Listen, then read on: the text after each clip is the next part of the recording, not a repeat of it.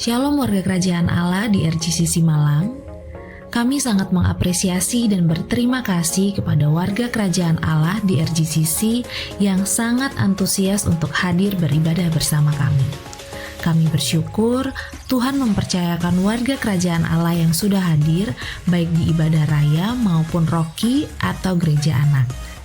Dalam kesempatan ini, kami menghimbau kepada setiap warga kerajaan untuk bisa datang 30 menit sebelum ibadah dimulai, supaya mendapatkan posisi tempat duduk yang terbaik dan demi kenyamanan bersama dengan tidak mengganggu jalannya ibadah. Terima kasih, Tuhan Yesus memberkati.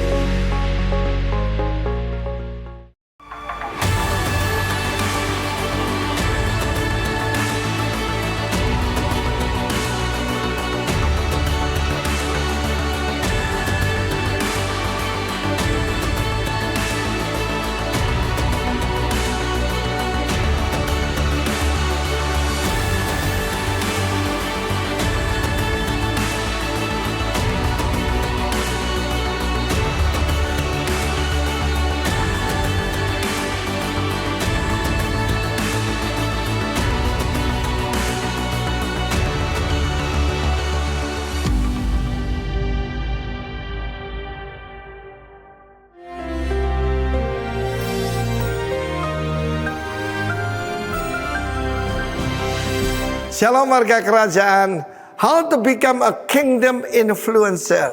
Pada minggu yang lalu saya ulangi sedikit, berbicara tentang seorang wanita Samaria yang ditemui Tuhan Yesus di sebuah yaitu sumur. Dan bagaimana dia menjadi consumer, menjadi distributor. Daripada dia mencari air yang bisa yaitu menyegarkan hidupnya, memberikan hidup kekal, dia ketemu dengan Kristus. Apabila engkau tahu siapa yang bicara kepadamu, engkau meminta kepadanya, dia akan memberikan kepadamu, yaitu air kehidupan itu. Saudara, 6 tahun kemudian, saudaraku, sejarah mencatat.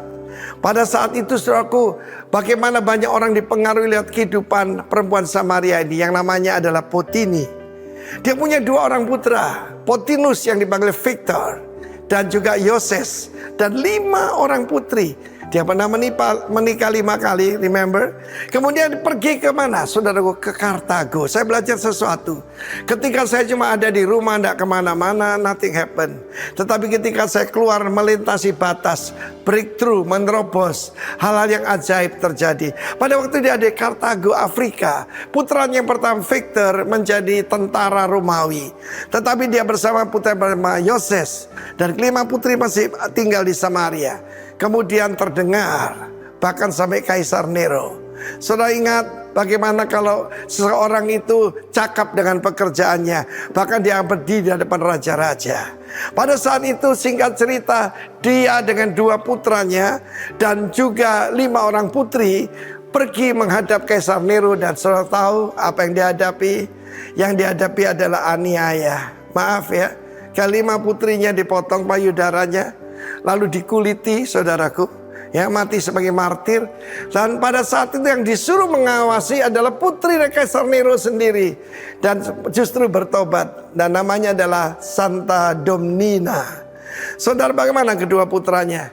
Victor itu disuruh menyangkal Yesus, dia tidak mau dan tentu saja dimartir. Tetapi pada waktu Potini dihadapkan kepada Kaisar Nero, dia berkata, mataku dibuat buta, matanya dibutakan, tetapi Allahku hidup dan melihat. Daripada kamu menyembah berhala yang buta. Saudaraku, dia mati sebagai martir. Dan karena itu dia dan 2 putra bersama 5 putri dan ada seorang pejabat kerajaan Romawi bernama Sebastian, saudaraku, yang juga bertobat melihat janji Tuhan, pertolongan Tuhan atas keluarga mereka. Dan Santa Domnina, putri daripada Kaisar Nero, menjadi pengikut Kristus. Karena itu perhatikan saudaraku, mungkin kita mulai dengan agak ragu-ragu seperti Potini ini.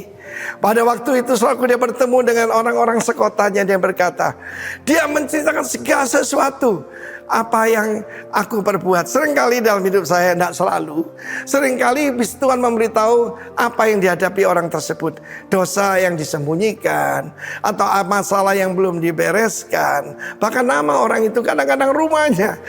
Tetapi setelah itu hanya untuk meyakinkan bahwa kami menyampaikan tentang the living Christ. Dan kita melihat bagaimana saudaraku, dari seorang yang tadinya cuma ragu-ragu menjadi seorang yang luar biasa, bahkan bersedia jadi martir dan jadi martir bagi nama dari Tuhan Yesus. Karena itu kalau saat ini kita masih baru, masih ragu-ragu, don't worry, Tuhan akan menuntun kita menjadi pahlawan iman.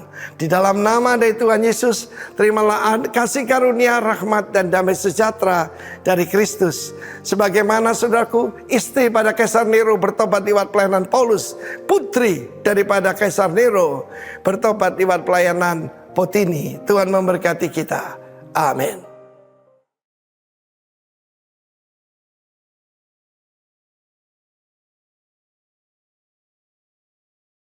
Shalom RGCC. Lagi-lagi deh, Shalom RGCC. Puji Tuhan, kita ada di tempat ini semua karena anugerah Tuhan, semua karena kebaikan Tuhan. Untuk itu mari saya undang Bapak Ibu Saudara, semuanya adik-adik Rocky, kita bangkit berdiri. Kita mau membaca beberapa ayat di Mazmur 100 ayat 1 sampai 5. Mari kita baca bersama-sama, 1, 2, 3. Mazmur untuk korban syukur. Bersorak-soraklah bagi Tuhan, hai seluruh bumi. Beribadalah kepada Tuhan dengan sukacita, datanglah ke hadapannya dengan sorak-sorai. Ketahuilah bahwa Tuhan Allah, dialah yang menjadikan kita dan punya dialah kita, umatnya dan kawanan domba gembalaannya. Masuklah melalui pintu gerbangnya dengan nyanyian syukur, ke dalam pelatarannya dengan puji-pujian. Bersyukurlah kepadanya dan pujilah namanya. Sebab Tuhan itu baik, kasih setianya untuk selama-lamanya, dan kesetiaannya tetap turun-temurun. Amin.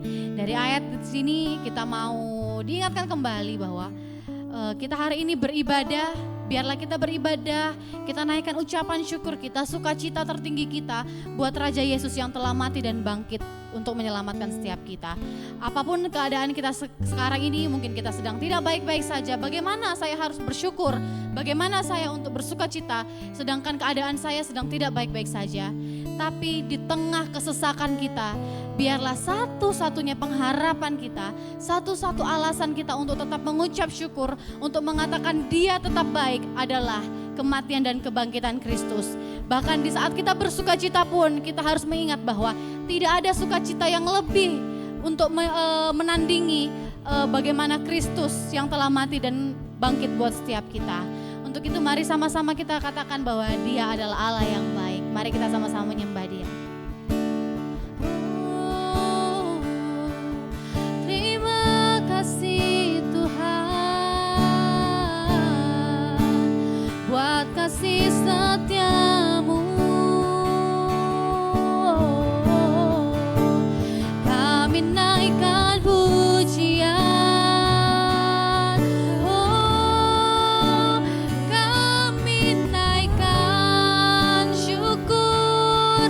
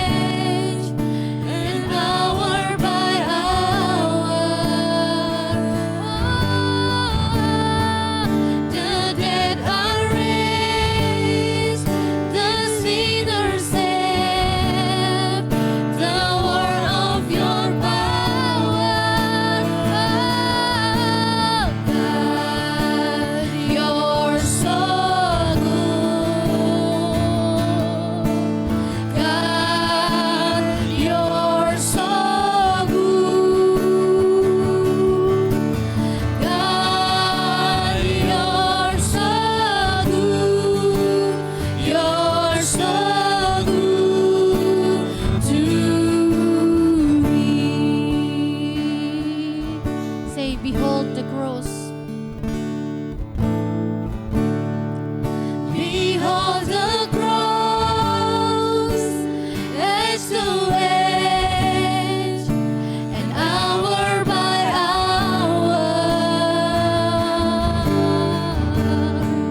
the death erased, the sinner saved, the work of your power, God,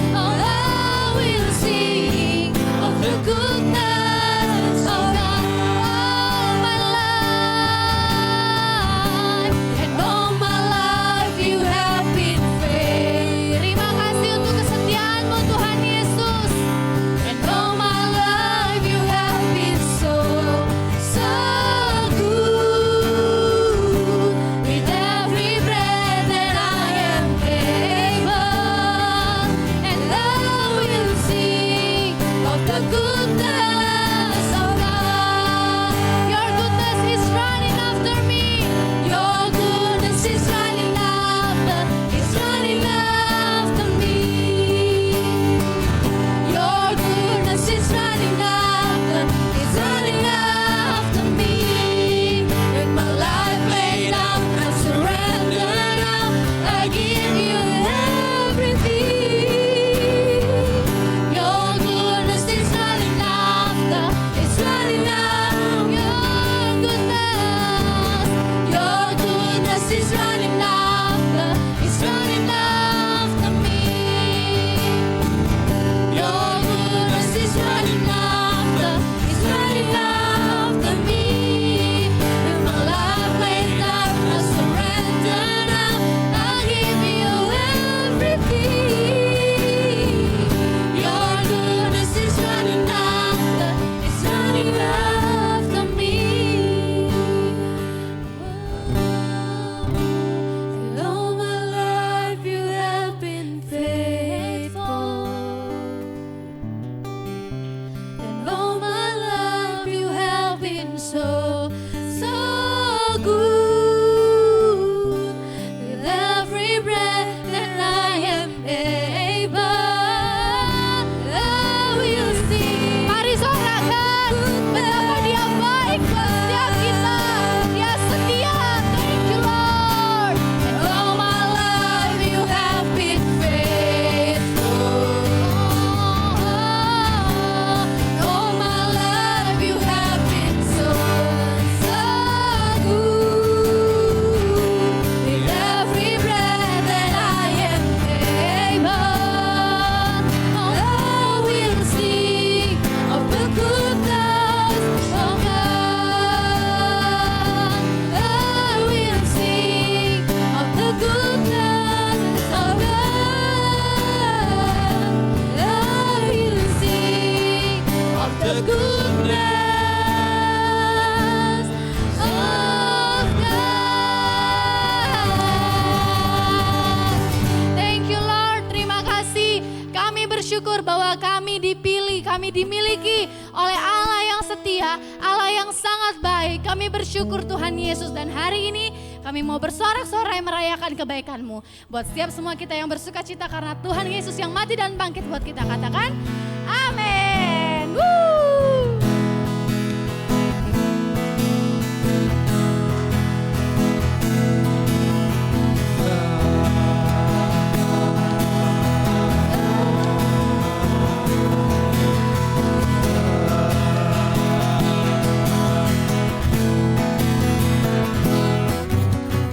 Roh Kudus tercurah di tempat ini, urapannya yang ajaib memulihkan umatnya.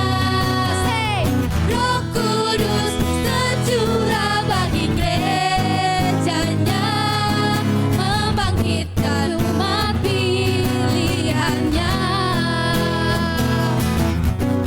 Roh Kudus tercurah di tempat ini, urapannya yang ajaib memulihkan umatnya. Roh Kudus tercurah bagi gerejanya, membangkitkan umat pilihannya.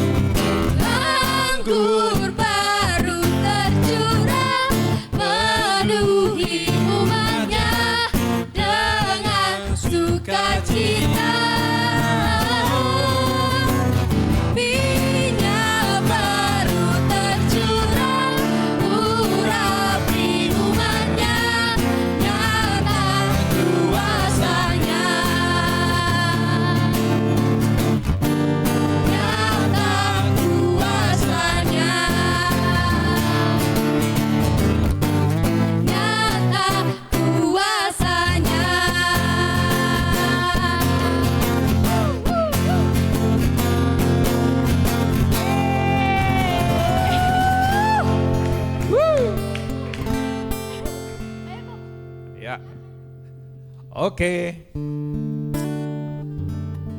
Silakan duduk Bapak Ibu Saudara. Ya.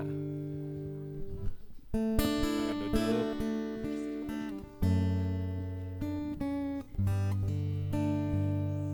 Ya. Kita akan melaksanakan child dedication, penyerahan anak hari ini. Tepuk tangan dulu buat papa mama yang baru. Wede, sudah lengkap semuanya? Oh, Justin sama Karen belum ya? Sharon. Oh ya, oke. Yang datang ini ya. Bentar dulu, saya siapin dulu ya.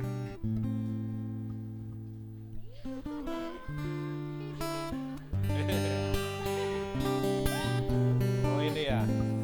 Ya, kita akan penyerahan anak 2 orang putri, ya, Kiori dan Kimberly, ya. Saya bacakan dulu firman Tuhan ya. Nah, mungkin maju dulu bisa?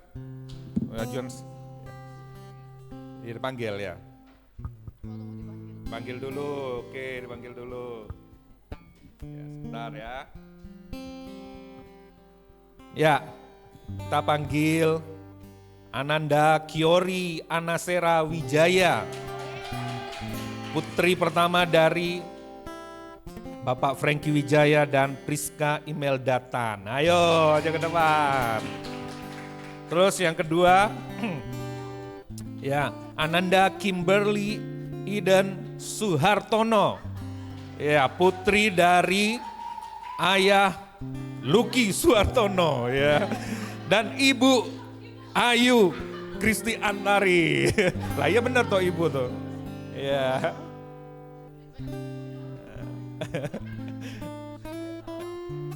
Ya.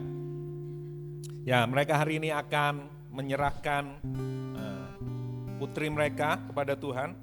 Nah, saya akan membacakan kebenaran firman Tuhan. Nah, kita percaya bahwa anak-anak adalah karunia dari Tuhan. Jadi orang tua bukan pemiliknya, tetapi Tuhan yang mempercayakan kepada mereka. Bapak Ibu percaya? Nah, ya. Nah, ketika kita mendedikasikan anak kita kepada Tuhan, kita sedang mendeklarasikan iman, komitmen, dan menunjukkan teladan kepada putra dan putri kita, kepada anak-anak kita. Bagaimana caranya mereka harus mengikuti Tuhan Yesus. Nah, Alkitab mengatakan orang-orang membawa bayi-bayi kepada Tuhan Yesus. Anak-anak, maksudnya anak-anak, bayi semuanya dibawa kepada Tuhan Yesus. Dan murid-murid terdekat menghalang-halangi mereka. Kita sudah tahu cerita itu. Nah, ketika Yesus melihat itu, Yesus menjadi marah dan berkata, biarkan anak-anak itu datang kepadaku. Ya, sebab orang-orang seperti inilah, dia tunjuk anak-anak. Ya, yang empunya kerajaan Allah. Wow, ini keren ya. Jadi anak yang dipercayakan Tuhan kepada kita, itu bukan objek di dalam kerajaan Allah, tetapi subjek dalam kerajaan Allah. Ya, dan itu dipercayakan kepada papa mama hari ini, ayah ibu hari ini. Nah, dengan menyerahkan anak kita kepada Tuhan, ini dia, kita mengakui kedaulatan Tuhan, bahwa papa mama tidak mampu, ya, bukan hanya kepada anak tersebut, tetapi juga kepada orang tuanya. Hanya Tuhan yang sanggup memelihara, tentunya lewat orang tua, ya. Tetapi Tuhanlah yang akan membentuk anak ini. Orang tua menyerahkan anak di hadapan Tuhan, bukti bahwa imannya, percayanya kepada Tuhan, bahwa dia berdaulat. Oleh karena itu kita perlu memohon kasih karunia, kebijaksanaan di tengah dunia yang jahat ini. Kita perlu kebijaksanaan, perlu hikmat Tuhan. Kalau enggak kita tidak mampu. Oleh sebab itu kita datang hari ini, kita mau berdoa, mohon anugerah, mohon belas kasihan Tuhan. Untuk kita bisa mendapatkan anugerah itu, untuk membesarkan anak yang Tuhan sudah percayakan kepada kita.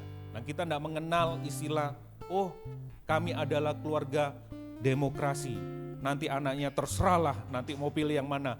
Karena kita menghormati toleransi, nanti dia mau pilih apa aja. Enggak, ayah ibu yang bapak, ibu yang orang tua sebagai orang tua itu yang akan mendidik, memuridkan. Pemuritan pertama dimulai di keluarga. Nah, pertanyaan yang sama yang diberikan waktu ketika waktu menikah, ya kan? Ada pertanyaan, bersediakah? Nah, sekarang saya mau tanya kepada orang tua, bersediakah? Kasih mic-nya. Pada para bapak dulu. Iya. Bersediakah Bapak Frankie Wijaya mendidik, memuridkan Kiori di dalam takut akan Tuhan, di dalam kebenaran Injil Yesus Kristus, dan menjadi teladan buat Kiori? Ya, bersedia. Nah, bersedia. Yes. Nah, selanjutnya kepada maminya, bersediakah? Iya dong. Mommy Kimberly untuk, ya kan, mamanya Kiori. Mamanya Kiori. Mirip-mirip sih soalnya ya. Bersediakah mama dari Kiori untuk menjadi penolong buat Frankie untuk memimpin, mendidik, memuridkan Kiori dalam takut akan Tuhan dan dalam kebenaran Injil Yesus Kristus? Ya, bersedia. Yes, tepuk tangan dulu Bapak Ibu Saudara. Selanjutnya kepada Bapak Lucky Suhartono. Ya. Nah, bersediakah Bapak Lucky Suhartono mendidik, memuridkan, menjadi teladan buat Kimberly di dalam takut akan Tuhan dan dalam kebenaran Injil Yesus Kristus? Siap, bersedia. Wah, bajunya sudah tentara soalnya. Ya. Temanya tentara, tapi ini kok bintil-bintil.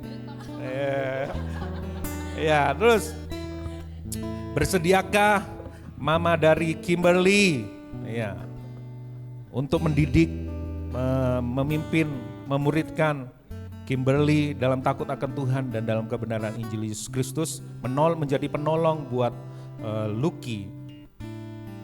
Bersedia? Siap-siap. Ya. Oke. Nah, kalau bersedia saya undang bangkit berdiri Bapak Ibu Saudara jemaat Tuhan, kita akan menyerahkan kedua putri dari Bapak Frankie dan Lucky Suhartono. Mari kita sama-sama arahkan tangan kita kepada mereka. Tuhan, kami berdoa, kami mengucap syukur buat gereja yang Tuhan percayakan dalam kehidupan mereka sebagai keluarga. Dan hari ini mereka membawa anak-anak mereka kepadamu seperti yang ada di dalam tertulis dalam firman-Mu. Dan mereka menyatakan iman mereka bahwa mereka mempercaya Kristus sebagai Tuhan dan Raja mereka. Dan mereka mau bersedia untuk memuridkan, mendidik mereka di dalam takut akan Tuhan dan dalam Injil kebenaran kerajaan Allah. Terima kasih Tuhan buat hari ini, dan biarlah kami memberkati dengan luar biasa Tuhan. Berkat yang terbaik yang dari Bapa, dari Putra dan Roh Kudus mengalir atas kehidupan anak-Mu Tuhan. Di dalam nama Tuhan diberkati Kiori Anasera Wijaya, di dalam nama Bapa, Putra dan Roh Kudus, Engkau bertumbuh semakin besar di dalam hikmat, di dalam pengetahuan akan Tuhan, pertumbuhan fisik, jiwanya dan rohaninya bertumbuh mengarah kepada Kristus. Tuhan memberkati dia Tuhan. Semakin besar, semakin dikasih manusia, juga dikasih oleh Tuhan. Diberkati Tuhan di dalam nama Tuhan Yesus, anak Kimberly Iden Suhartono. Diberkati di dalam nama Tuhan Yesus pertumbuhannya. Tuhan tubuhnya, jiwanya, rohnya diberkati. Semakin bertumbuh di dalam pengenalan akan Tuhan. Semakin bertumbuh secara motorik, secara fisiknya Tuhan di dalam nama Yesus. Dalam hikmat-Mu, dalam pengetahuan-Mu, diberkatinya di dalam kehidupannya Tuhan. Menjadi anak yang luar biasa, menjadi generasi yang luar biasa Tuhan. Menjadi jawaban buat dunia ini. Diberkati di dalam nama Yesus, memberikan kesehatan, pertumbuhannya maksimal di dalam Tuhan. Diberkati semakin dikasih manusia, dikasih oleh Tuhan di dalam nama Tuhan Yesus Kristus. Terima kasih, kami ucap syukur, kami serahkan kedua keluarga ini ke dalam tangan Tuhan juga. Beri anugerah, mohon belas kasihan-Mu Tuhan. Sebuah pekerjaan yang tidak mudah tentunya untuk mendidik anak mereka Tuhan di tengah-tengah dunia yang sudah jatuh dalam dosa ini. Kiranya Tuhan memberikan belas kasihan, anugerah-Mu Tuhan, turun atas kehidupan mereka. Mereka bersepakat untuk mendidik, membesarkan anak mereka dalam kesatuan hati, dalam kesatuan roh. Mereka tidak menyimpang, mereka bersatu hati. Berikan hikmat, berikan kesatuan hati Tuhan. Di dalam saling mengasihi satu dengan yang lain. Di dalam nama Bapa, Tuhan Yesus dan Roh Kudus, kami ucap syukur, kami berdoa. Haleluya. Amin.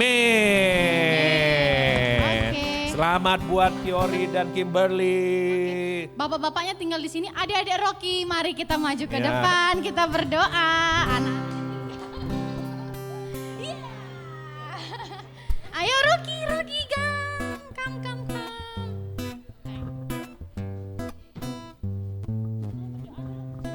Ya. Oke.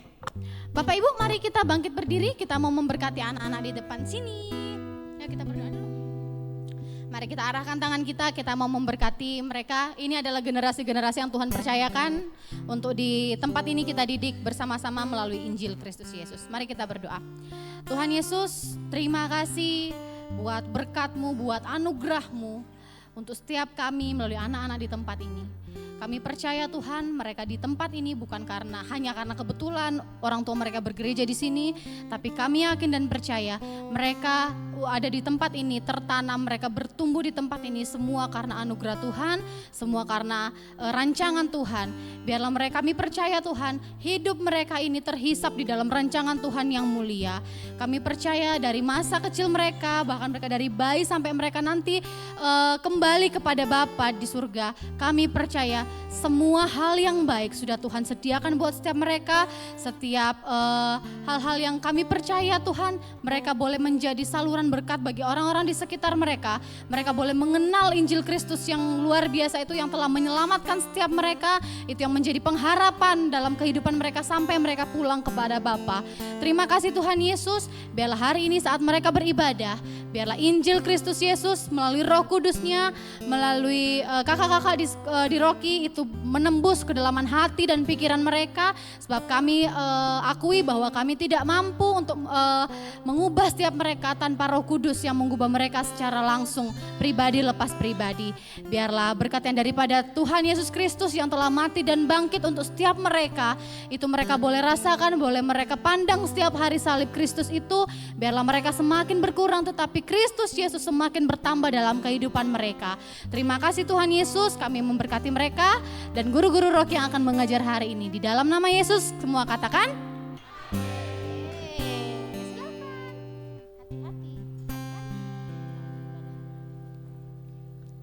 sebelum kita mendengarkan firman Tuhan, boleh silakan duduk semuanya. Oke, kita mau mendengarkan firman Tuhan, mari kita sama-sama menyembah Tuhan terlebih dahulu. Terima kasih Tuhan Yesus.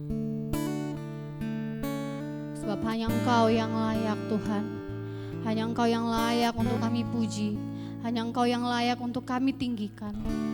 Bukan karena kami memuji Engkau makanya Engkau layak untuk kami puji. Tapi karena Engkau memang sudah layak. Ada atau tidak ada kami pun, Engkau tetap Tuhan yang berkuasa. Ada atau tidak ada kami pun, Engkau tetap Allah yang berkuasa. Terima kasih Tuhan Yesus. Terima kasih buat kebenaran-Mu yang Engkau berikan kepada setiap kami melalui Injil-Mu. Terima kasih Tuhan Yesus. Ampuni setiap kami kalau kami selalu mengenakan dan memegang erat mahkota kami Tuhan, tanpa kami tahu bahwa mahkota itu akan kami lemparkan untuk kemuliaan nama Tuhan. Terima kasih Tuhan Yesus.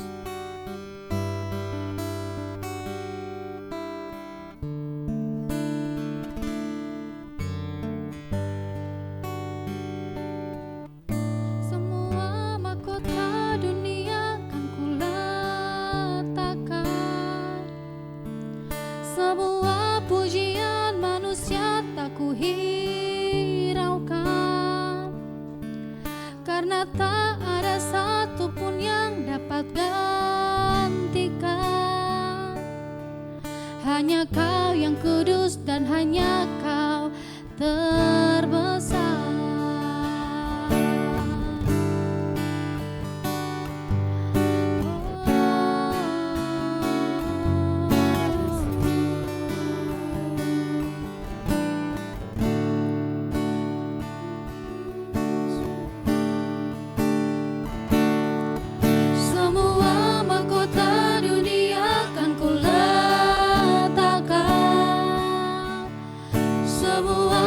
pujian manusia tak ku hiraukan, karena tak ada satupun yang dapat gantikan. Hanya Kau yang kudus dan hanya Kau terbesar. Kau yang layak, Kau yang layak, Kau yang layak disembah. Kau yang layak, Kau yang layak, Kau yang layak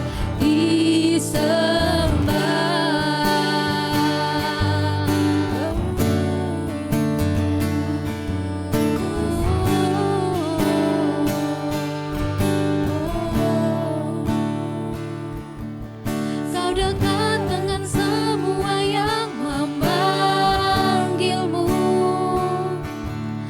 Betapa besar dan mulianya karyamu. Sungguh tak ada satupun yang dapat gantikan. Kini ku angkat tanganku dan ku bersorak. Kau yang layak, Kau yang layak, Kau yang layak disembah. Kau yang layak, Kau yang layak, Kau yang layak disembah. Kau yang layak, Kau yang layak, Kau yang layak disembah. Kau yang layak, Kau yang layak, Kau yang layak disembah.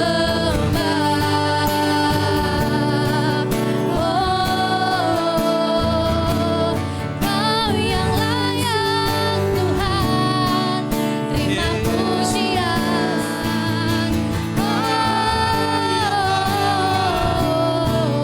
Kau yang layak, hanya Kau Yesus, tiada yang lain. Kau yang layak,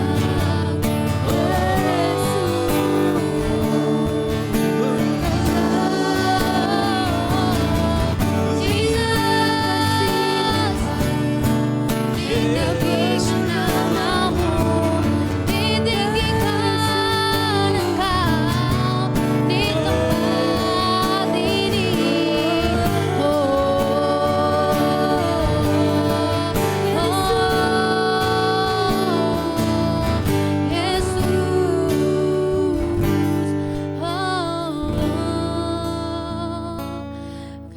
yang layak, Kau yang layak, Kau yang layak disembah. Kau yang layak, Kau yang layak. Kami undang Bapak Ibu Jemaat, mari kita berdiri. Kita katakan bahwa hanya Dia yang layak untuk kita sembah. Yes, Lord. Kau yang layak, Kau yang layak, Kau yang layak disembah.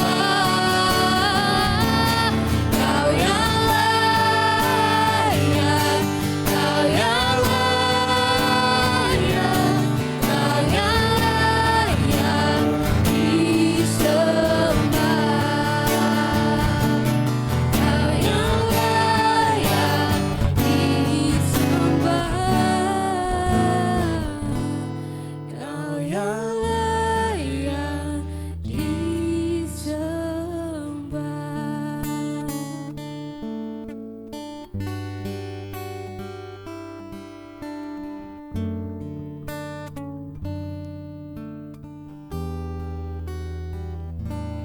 sebab hanya Engkau ya Tuhan yang layak terima pujian kami, yang layak disembah dan ditinggikan Bapa. Karena itu kami ada di tempat ini, kami mengakui segala kelemahan kami. Kami mengakui Tuhan siapa diri kami, bahwa kami adalah orang-orang berdosa Tuhan. Kami adalah orang-orang yang tidak layak Tuhan. Bahkan kami menyembah Engkau pun, bahkan kami melayani pun kami enggak layak Tuhan. Tapi kami bersyukur karena Yesus Kristus Tuhan yang mati dan menebus kami, melayakkan setiap kami untuk kami datang menyembah-Mu, untuk kami datang memuji-Mu Tuhan, dan kami meninggikan Engkau, melayani-Mu Tuhan Yesus. Terima kasih Tuhan Yesus. Kami datang dengan segala keterbatasan kami Tuhan. Kami enggak tahu, kami enggak mengerti Tuhan. Kami bahkan enggak mengenal Engkau. Tapi Engkau Allah yang berkenan menyatakan dirinya untuk kami semua, untuk kami kenal. Melalui firman-Mu Tuhan Yesus. Biar Roh Kudus menolong setiap kami untuk kami mengerti, menangkap apa yang Bapa ingin kami tangkap dan kami mengerti. Terima kasih Tuhan Yesus. Kami berdoa dalam nama Yesus. Kami mengucap syukur dan berdoa. Haleluya. Amin. Silakan duduk Bapak Ibu. Shalom. Oke. Ya. Ada mungkin yang baru pertama kali hadir di tempat ini. Iya, ada teman kita ya dari Jerman ya. Pastor Roland, that's right. And Benjamin. Okay, please welcome. Yeah, okay. Pastor Alec will help you as a translator. Ya. Okay, thank you Pastor Alec. Ya. Bapak Ibu, minggu lalu kita sudah belajar, kita sudah mendengar dari Pastor Alex juga ya, mengenai yang menyampaikan haruskah kita melayani. Dan kita sudah belajar jawabannya apa? Harus, karena itu sebuah kewajiban. Ya, kewajiban bagi setiap kita orang yang telah menerima kasih karunia di dalam Yesus Kristus. Ya. Nah, setelah kita mengetahui bahwa ternyata pelayanan sebenarnya adalah kewajiban, dan sebelum kita mengambil, kita kemarin sudah tahu ya, oh ternyata pelayanan adalah kewajiban. Oke. Apakah saya harus melayani? Seharusnya kalau kewajiban, iya. Tapi sebelum kita memutuskan untuk kita mengambil, oke, aku akan pelayanan, itu ya. Atau bahkan sekarang pun yang sudah, oh ya aku sudah pelayanan, ya. Saya di dalam pelayanan sudah mulai dari tahun 2005 ya Bapak Ibu. Jadi ada dulu ya, dulu saya merasa bahwa saya sudah pengalaman gitu ya, pelayanan. Wah pelayanan ya udahlah itu makanan saya setiap minggu, pelayanan. Saya dulu berangkat dari multimedia, terus kemudian naik, terima kasih, naik ke pindah ke ini ya, pemain musik dari singer, gitar, terus SL, terus kemudian nari, narinya tapi nari gaya bebas ya. Nah, tapi apa sebenarnya yang mau saya sampaikan sekarang ini ya? Setelah kita mengetahui bahwa pelayanan sebenarnya ada kewajiban, dan sebelumnya kita mau mengambil keputusan untuk kita melayani, biasanya kan kita cenderung inginnya itu hal-hal yang praktikal. Oke, aku tahu pelayanan ini adalah kewajiban. So, what should I do? Ya, apa yang harus aku lakukan? Nah, kita maunya langsung, oh kamu harus seperti ini, selesai. Dan udahlah, simple aja. Aku harus ngapain? Aku akan lakukan itu, selesai. Ya. Nah, tapi kali ini saya akan membagikan mengenai apa sebenarnya pelayanan itu. Ya, karena definisi pengertian yang kita miliki terhadap sesuatu hal itu akan menentukan bagaimana kita melakukannya. Kalau definisi yang kita miliki terhadap sesuatu itu salah, maka dipastikan kita melakukan itu dengan salah juga. Jelas dong kita melakukan sesuatu sesuai dengan pengertian kita, ya. Nah, termasuk bagaimana sikap hati kita ketika kita mengerjakan. Tentu setiap kita selalu diingatkan kembali ya. Ya judulnya serving the end of me ya di sini. Melayani itu akhir dari saya, keakuan. Ya nanti kita akan lihat di situ. Ya. Nah, ketika kita mendengarkan firman, kita tahu bahwa kita sedang belajar tentang Injil ya. Ya, bahwa kita belajar tentang Injil, God big story. Apa itu? Penciptaan, pemberontakan takut jatuhan, penebusan, dan kemudian pemulihan atau restoration. Bahwa siapapun kita di tempat ini adalah orang-orang berdosa yang telah ditebus. Ya, diselamatkan dalam Yesus Kristus. Dan bahwa tidak ada kelayakan yang berasal dari diri kita sendiri. Ini yang perlu kita terus ketika kita dengar firman Tuhan, oh God big story seperti ini, siapa diri saya, kita selalu harus ingat itu. Setiap kita beribadah, setiap kita mendengarkan firman, ya kita harus tetap ingat ini bukan satu hal yang disampaikan sekali terus kemudian selesai. Lewat begitu aja, oke, what next? No, ini akan menyertai setiap saat kehidupan kita, ibadah-ibadah kita, pujian kita, firman-firman yang kita baca, ini terus akan menyertai terus siapa diri kita. God big story-nya seperti apa ya. Nah,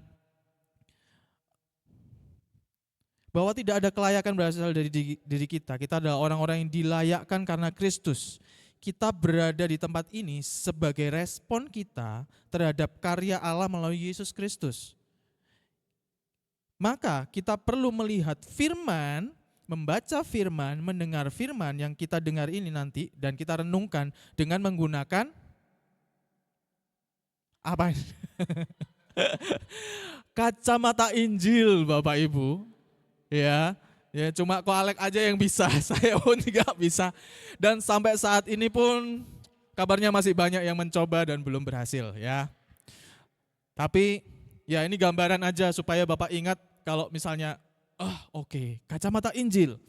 Jadi setiap saat ketika kita beribadah nanti dia di tempat ini, setiap minggu kita ketemu, kita bahas firman, kita baca firman, kita dengar lagu pujian, kacamata Injil ini yang harus kita kenakan. Ya, oke. Baik, kita masuk ya. Apakah pelayanan itu? Ya. Apakah pelayanan itu bermain musik? Menyenyong, menyanyi di gereja sebagai singer atau choir? Berkhotbah? Oh, pelayanan multimedia, usher. Atau itu terlalu elegan, pelayanan yang high level itu kurang pelayan. Pelayan itu jaga parkiran di depan, ngaturin mobil, ya bantu markirin mobil, atau nyapu gereja, nyiapin kursi, gulung kabel, itu pelayanan. Atau ada pendapat lain? Ya. Oh bukan, melayani itu membantu yang tidak mampu. Janda-janda miskin, anak-anak terlantar, janda-janda miskin yang cantik. No, ya. Tidak ada di Alkitab janda-janda miskin titik, ya. Mau tua, mau muda, mau jelek, mau tidak ada di situ ya. Nah, anak-anak terlantar, melayani itu pergi ke pelosok-pelosok, ke suku-suku primitif bahkan, atau menjadi misionaris. Ya. Apakah itu pelayanan? Benar Bapak Ibu, enggak ada yang salah dari itu ya. Waduh, aku selama ini menganggap bahwa itu adalah pelayanan kok seperti ini. Itu enggak salah. Ya, itu benar Bapak Ibu. Tidak ada yang salah dengan hal itu semua. Karena itu semua adalah bentuk-bentuk ekspresi dari sebuah pelayanan. Dan sebenarnya masih banyak lagi ya, enggak cuma seperti itu. Bahkan ada yang pelayanan ada kita dengar bahwa pelayanan seseorang itu adalah ke jalan-jalan, dia ketemu orang gila. Kalau kita ketemu orang gila apa? Lari, menjauh. Dia enggak, ada orang gila, dia datangin. Dia masukkan ke mobil, terus kemudian dia rawat di rumah. Itu pelayanan. Ya. Masih banyak lagi. Bahkan ketika kita dengar khotbah ya sering ya bahwa pelayanan kamu adalah pekerjaan kamu itu. Apa yang kamu kerjakan itu adalah pelayananmu. Keluargamu adalah pelayananmu, betul? Benar? Benar. Nggak ada yang salah, karena itu semua ekspresi dari pelayanan. Nah, yang ditanyakan, pertanyaannya di sini, sebenarnya pelayanan itu apa? Iya. Apa yang membedakan ketika kita melakukan pelayanan atau kita sedang melakukan kebaikan semata? Bukankah semua orang juga bisa melakukan ekspresi-ekspresi itu? Menyanyi, bekerja, loh kamu kalau pekerjaan kamu adalah pelayanan kamu, berarti kamu harus excellent. Seberapa banyak di dunia pekerjaan sana yang lebih excellent dari kita? Terus bagaimana dong seperti itu? Bahkan jauh lebih baik dari kita ya. Karena itu esensi pelayanan bukan pada ekspresi atau aktivitas yang nampak. Tetapi sikap hati dan motivasi di balik aktivitas ekspresinya tersebut Bapak Ibu. Nah, jadi kita mulai masuk ya. Oh oke. Yang sudah pelayanan lama, ini termasuk buat saya. Saya ketika mendengar kabar Injil, saya pelajari lagi, kita belajar bersama-sama. Hati saya, hidup saya, pikiran saya, pengertian saya, semuanya dikalibrasi. Yang selama ini saya menganggap bahwa saya sudah pelayanan, bertahun-tahun saya pelayanan. Ada jenjang karirnya lagi. Wes, jenjang karirnya apa? Ini tidak merendahkan ya. Kalau saya dulu berpikir bahwa multimedia, usher itu pelayanan gampang itu. Dari gini dong, dari usher naik ke multimedia, lebih up gitu ya. Multimedia naik ke pemain musik, lebih ini lagi. Yang paling top, paling tinggi adalah ya Kodif kalau di sini ya. Pengkhotbah gitu ya. Ya mentok-mentok singer lah, kalau khotbah nggak bisa ngomong aku nyanyi oke. Oh singer, tamborin kelihatan di depan. Dulu pemikiran saya seperti itu. Ya.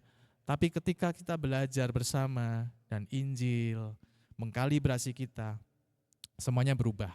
Ya.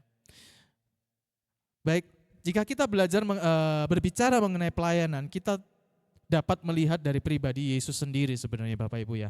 Yesus yang adalah Tuhan dan Raja yang layak dilayani ternyata juga mengambil posisi sebagai seorang pelayan. Di dalam Markus 10 ayat 45 ya. Mari kita baca bersama ya. Markus 10 ayat 45, satu ayat aja sama-sama. 3, 2, 1. Karena anak manusia juga datang bukan untuk dilayan, melainkan untuk melayani dan untuk memberikan nyawanya bagi tebusan bagi banyak orang. Nah, mari kita sedikit ingat dan renungkan ya. Yesus yang adalah Tuhan dan Raja memiliki kuasa untuk melakukan apapun juga.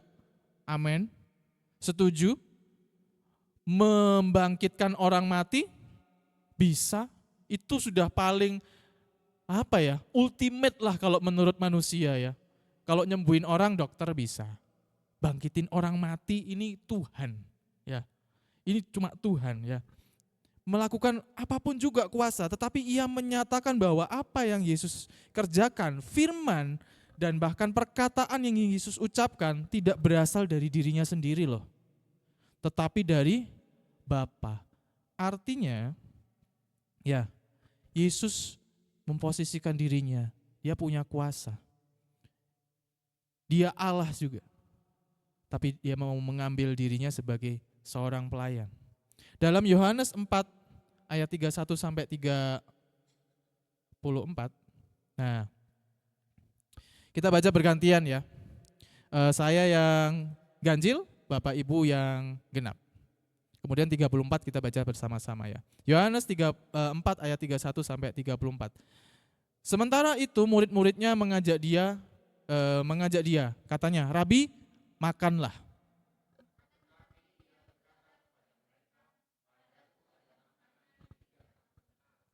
Maka murid-murid itu berkata seorang kepada yang lain, "Adakah orang yang telah membawa sesuatu kepadanya untuk dimakan?" "Makananku ialah melakukan kehendak Dia yang mengutus aku dan menyelesaikan pekerjaannya." Nah, oke. Pengertian pelayanan yang pertama dari ayat ini. Iya. Simple sebenarnya Bapak Ibu ya, melakukan kehendak yang dilayani. Ya, cukup simple ya. Jadi selama ini kita berpikir, oh sih sebenarnya pelayanan ini. Selama ini aku melayani, tapi apa arti sebuah pelayanan itu sebenarnya? Sebenarnya simple. Yang pertama, melakukan kehendak yang dilayani. Selesai. Ya, sesimpel itu, tapi tidak seperti sesimpel pengertiannya ketika kita melakukannya. Beberapa tahun yang lalu, ya saya ada di tim Praise and Worship ya. Ada tim Praise and Worship, kemudian kami melakukan fellowship ya, biasa ya, setiap sebulan sekali kita adakan fellowship bersama tim-tim Praise and Worship. Ya, saat itu kita masih KGC ya, masih kita namanya KGC, belum RGCC. Singkat cerita, seperti biasa kalau fellowship kita pasti ada di sebuah tempat makan, seperti itu ya. Semuanya bersuka cita. Kenapa? Makan-makan ya. Nah, tanpa disuruh ya, semuanya sudah lihat-lihat dan memesan ini ya, lihat-lihat menu, kemudian pesan-pesan. Nah, seperti biasanya ada pelayan, ada mbak-mbak yang menunggu untuk apa? Mencatat orderan. Ya. Cukup lama, biasa ya, kalau milih menu lama banget ya. Makannya cepat. Nah, sampai tiba-tiba muncul sebuah ide. Entah seperti apa Bapak Ibu ketika ini pada rame semua mikir, oh ya ini makan mbak tambah ini, oh ya saya es teh seperti ini. Dengan segala detail pesanannya seperti itu, tiba-tiba di dalam hati itu muncul sebuah ide. Bagaimana ya? Idenya seperti ini, tapi saya ragu gitu ya.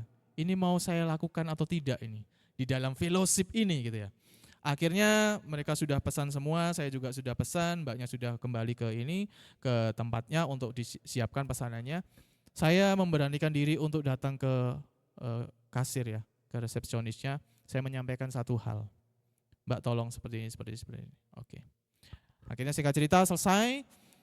Kita menunggu, ngobrol. Biasa ya kalau misalnya lagi menunggu makanan ya ngobrol, terus kemudian kok lama ya dan lain sebagainya.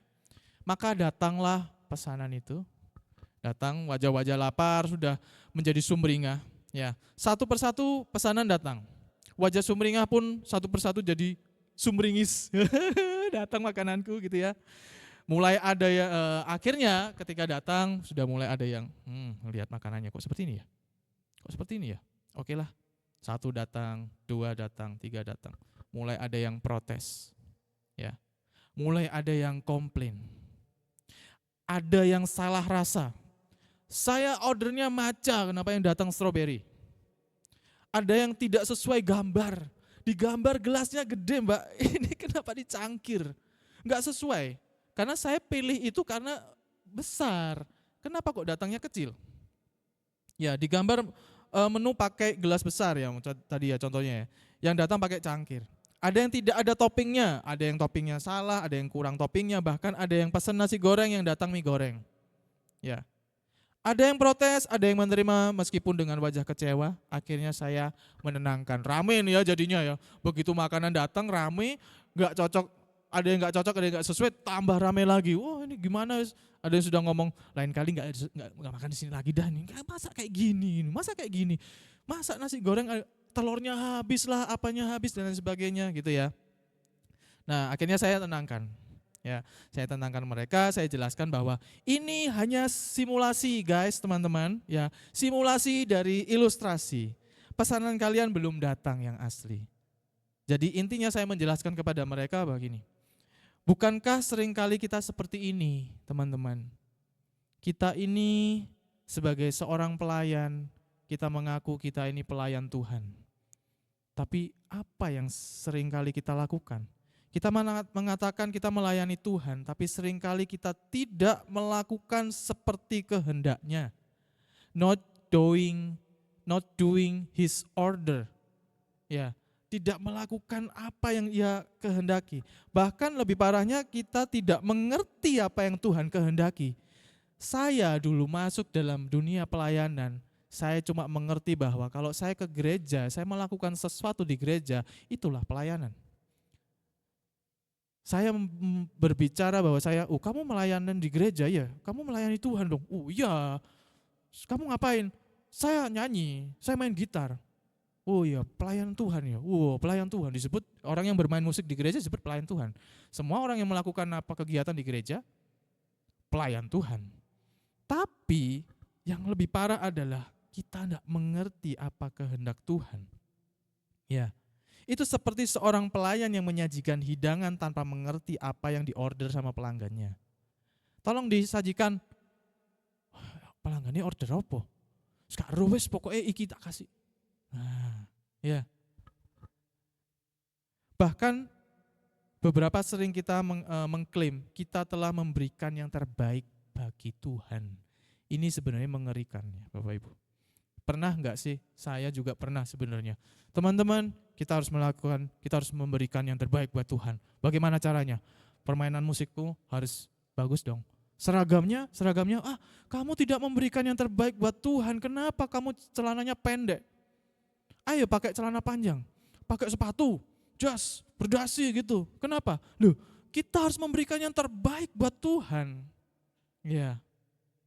Meskipun pelayan resto tersebut mengeluarkan soto yang mereka klaim, soto ini paling enak di Indonesia, Bapak Ibu. Ya.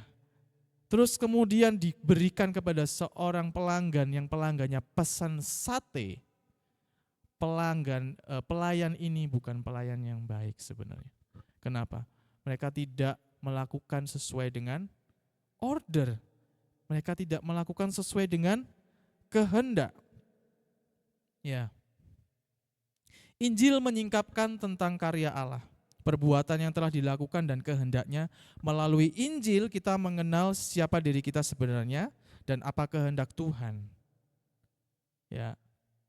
Raja kita yang seharusnya dialah yang kita layani. Dialah pusat pelayanan kita. Ketika kita melayani, apakah kita mengerti kehendak Tuhan? Ini yang menjadi pertanyaan bagi diri saya juga. Selama saya pelayanan ini, apakah yang saya lakukan ini sesuai dengan kehendak Tuhan? Ya.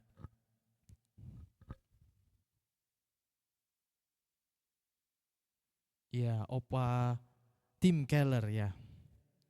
Timothy Keller mengatakan, pelayanan yang tidak terpusat kepada Injil hanya akan mengumpulkan penggemar yang bergantung secara emosional kepada pemimpinnya. Pelayanan palsu tidak berfokus pada Kristus dan anugerahnya, melainkan kepada pemimpinnya, manusianya, dan perbuatannya.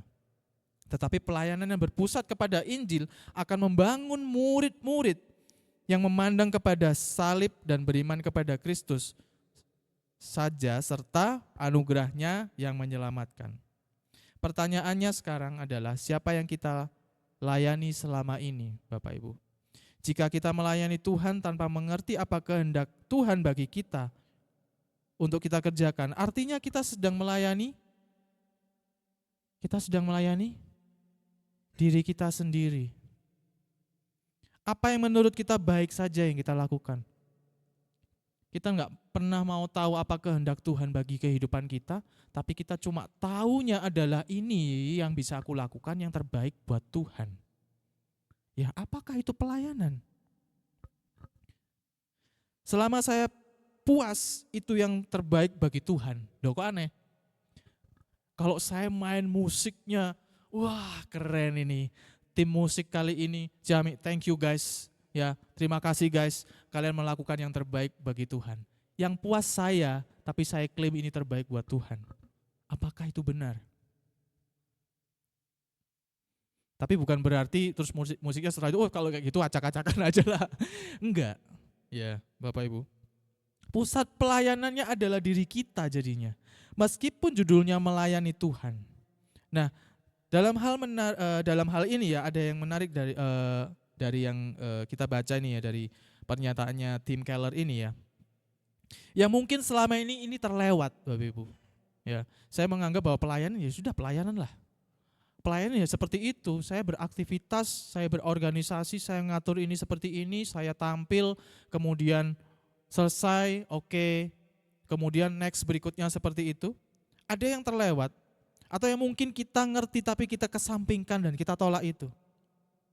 Yaitu apa yang dikatakan Tim Keller bahwa ternyata pelayanan memiliki keterkaitan dengan murid. Di situ dituliskan ya, tetapi pelayanan yang berpusat kepada Injil akan membangun murid-murid. Pelayanan yang benar berpusat pada Injil akan membangun murid-murid. Ya. Jadi yang pertama tadi apa? Pengertian pelayanan simple, melakukan kehendak yang dilayani. Tinggal kita cek diri kita. Kehendak siapa yang selama ini kita lakukan? Itu menunjukkan siapa yang kita layani sebenarnya. Kalau selama ini kehendak saya sendiri, saya maunya seperti ini, saya nggak mau tahu pokoknya seperti ini. Loh, bukankah firman Tuhan berkata seperti ini? Enggak kayak gitu. Yang bagus seperti ini, harus seperti ini pokoknya.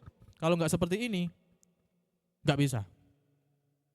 Atau kita harus seperti ini menurut firman Tuhan. Oke, kita akan seperti ini. Ampuni dia, kamu harus seperti ini.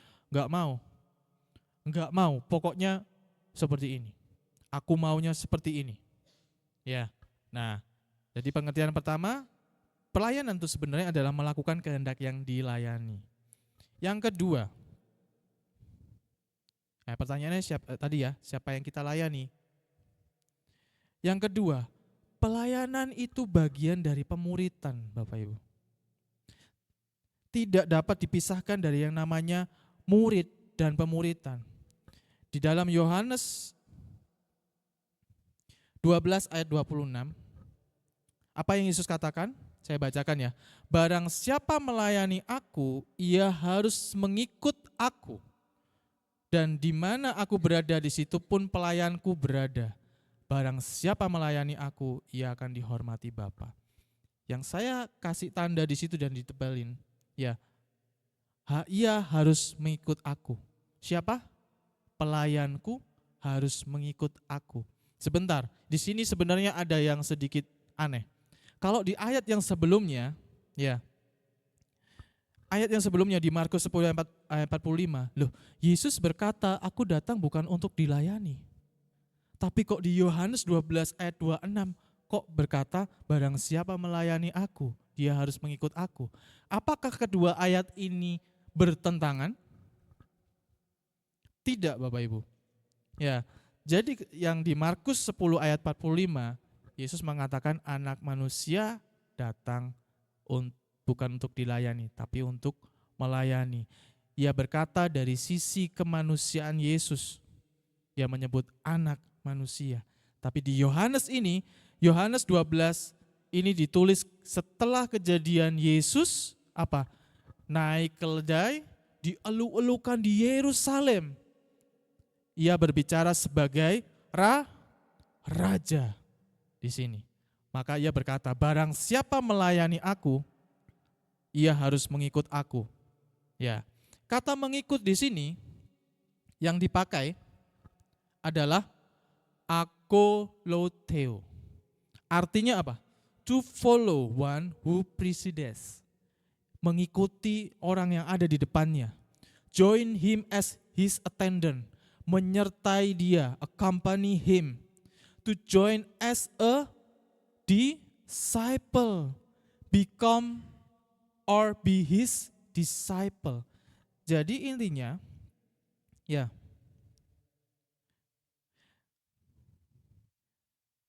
seorang pelayan haruslah seorang murid, Bapak Ibu. Ketika Yesus mengatakan, jika kamu melayani aku, kamu harus mengikut aku. Mengikut itu bukan cuma mengikuti Tuhan, enggak. Di sini disebutkan, kamu harus menjadi seorang murid. Bukan sekedar pengikut atau bahkan fans. Aku ngefans sama Tuhan Yesus, ya udah aku tak pelayanan. Tidak seperti itu, Bapak Ibu. Dahulu pola pikir kita salah. Mulai dari konsep melayani yang salah, melayani adalah pilihan. Oh boleh kok aku datang ke gereja gak melayani kan ini tergantung hatinya. Ya kalau enggak ya sudah gak usah, jangan dipaksa. Ya, melayani di bidang yang saya sukai. Ya, saya tidak senang ya saya tinggal. Terlihat senang melayani di awalnya. Banyak ya, saya dulu seperti itu Bapak Ibu. melayani sangat semangat sekali. Sampai, rasanya saya menunggu hari Minggu itu untuk apa? Pelayanan. Saya menanti-nantikan hari Minggu untuk apa? Pelayanan. Saya merasa bahwa sudah seperti, waduh Tuhan, aku menyenangi melayani Engkau, ini kesenanganku Tuhan, ya gitu ya. Ya. Semangat mengikuti pengajaran demi apa? Pelayanan. Dimuridkan demi apa? Pelayanan. Hanya sebagai syarat untuk dapat melayani dan ujung-ujungnya adalah kepuasan dan validasi diri. Ketika saya merefleksikan diri saya sendiri bahwa sebenarnya apa sih yang saya senangi dari pelayanan ini? Karena ketika saya melakukan pelayanan ini, saya senang. Ketika saya melakukan pelayanan ini, ada validasi-validasi yang saya terima. Wah, look, thank you. Tadi lagunya sangat memberkati. Terima kasih di depan orang yang terima kasih. Ketika balik badan, wah, jalannya udah beda gini ya. Jalannya sudah seperti ini. Ada validasi. Mungkin kenapa kok senang pelayanan? Ya karena hobi. Lalu apa yang membedakan kamu melakukan hobi di luar dan melakukan hobi di dalam gereja? Hobi kamu apa? Hobiku bermain musik. Makanya aku di gereja pelayanan musik. Wait, tunggu dulu. Apakah benar? Atau hanya sekedar melakukan hobi aja di dalam gereja? Maka nggak ada bedanya sebenarnya. Ya.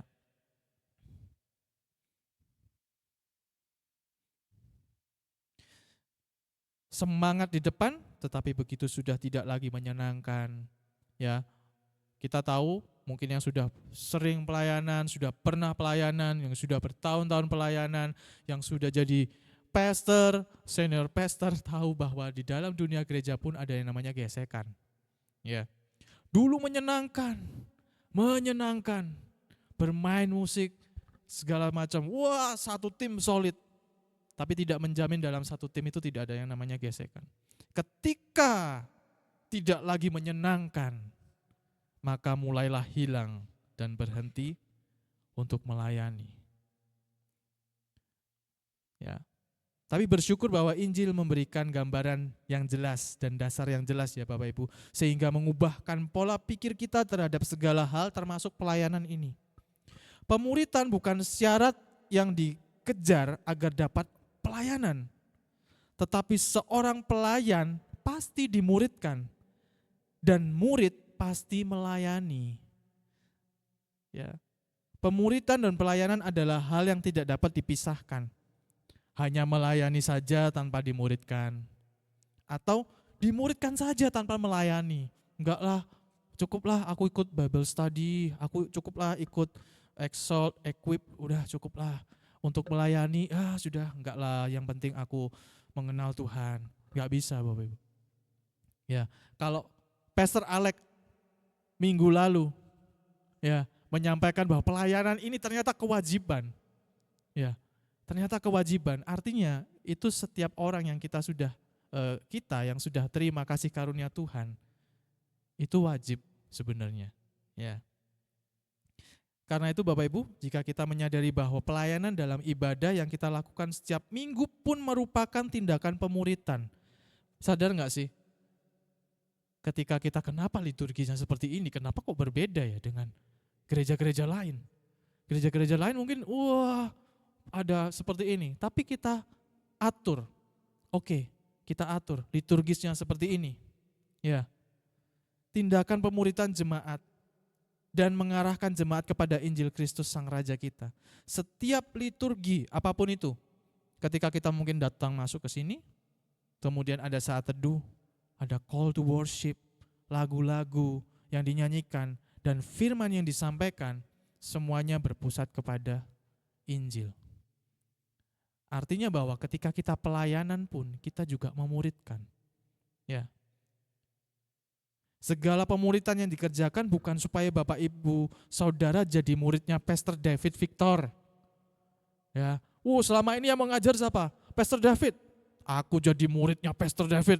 Wah, jadi muridnya Pastor David. Atau menjadi siapa yang mengatur ini semua? Pastor Alex. Aku jadi hamba Alex. Semuanya tergantung sama aku Alek. Wah aku ngikut aja. Aku jadi hamba Alek. Seperti itu. Enggak Bapak Ibu ya. Tetapi bertujuan mengarahkan Bapak Ibu Saudara menjadi murid Kristus. Ini yang sering kali mungkin kita, wah ini ya, ketika saya mengajar pun, ketika saya menyampaikan firman, saya bimbing teman-teman di Komsel, ada godaan di dalam hati saya untuk mengakui anak-anak Komsel itu adalah, oh berarti saya memuridkan dia, berarti dia murid saya. Ini sebuah kesalahan. Ini sebuah kesalahan. Karena seharusnya saya membawa anak-anak yang Tuhan percayakan ini menjadi murid Kristus. Karena saya pun murid. Ya Bapak Ibu. Jadi Bapak Ibu, Saudara, melayani bukan karena sungkan kepada Pastor David, pada Pastor Alek, atau sungkan sama Pastor Lani, ditanya terus, ayo kapan pelayanan, ayo sudah ikut exalt loh, sudah equip loh, ayo ikut ini yuk, ayo bantu di sini. Tetapi melayani Yesus Raja kita karena kebenaran Injil yang kita sudah terima. Itu kerinduan kita sebenarnya Bapak Ibu. Jadi kita ini mendorong, bukan memaksa sebenarnya. Kita mendorong Bapak Ibu untuk dimuridkan supaya mengerti bahwa Injil ini menyampaikan sesuatu bahwa kita dimuridkan ini kita untuk melayani. Ya nanti di terakhir kita akan ada sebuah pertanyaan ya ini nanti yang akan kita sama-sama renungkan. Melayani pasti dimuridkan. Murid pasti melayani. Kita baca sama-sama ya. 1, 2, 3. Melayani pasti dimuridkan. Murid pasti melayani. Ya, jadi ini ya. Jadi bukan, gereja ini kekurangan pelayan, makanya didorong-dorong, enggak. Tujuan kita memuridkan adalah supaya Bapak Ibu melayani. Dan setiap pelayan-pelayan di sini, kalau jadi pelayan harus ikut equip, itu syaratnya, kalau enggak gitu enggak boleh pelayanan. Enggak, karena murid pasti melayani dan melayani pasti akan dimuridkan. Ini enggak bisa dipisahkan. Ya, setiap orang yang mengikut aku, setiap orang yang melayani aku, dia harus mengikut aku, harus dimuridkan. Dan murid melayani. Oke. Berikutnya, apa arti pelayanan? Kehormatan, bukan pengorbanan. Wah, ini dulu saya salah. Saya merasa bahwa ketika saya melayani itu saya berkorban untuk Tuhan. Tuhan, aku hujan-hujan, badai petir, aku terabas, aku tetap ke gereja. Demi apa? Pelayanan Tuhan. Wah, aku gak punya uang Tuhan. Aku ke gereja, jalan kaki. Gereja jam 5, berangkat jam 2 karena jalannya lama. Berangkat jam 2 Tuhan, sampai di gereja mandi Tuhan. Wow, perjuangan, pengorbananku Tuhan untuk pelayanan ini Tuhan. Ya. Nah, coba bandingkan dengan perkataan Yesus dalam Yohanes 4. Belum. Yohanes 4 itu mungkin enggak saya cantumkan di sini ya. Di Yohanes 4 Yesus berkata, yang tadi ya, makananku adalah melakukan kehendak Dia yang mengutus aku. Melakukan kehendak Bapa seperti makanan. Bapak Ibu bagi Yesus Kristus. Saat itu Tuhan Yesus berkata seperti itu. Dapat dinikmati. Ya. Kalau makan kan dinikmati ya. Siapa sih yang makan di sini? Ayo, ini makanannya udah siap gitu. Makan lagi. Bosen aku makan lagi. Aku tuh kesel kalau makan tuh, kenapa? Ngunyah, harus ngunyah.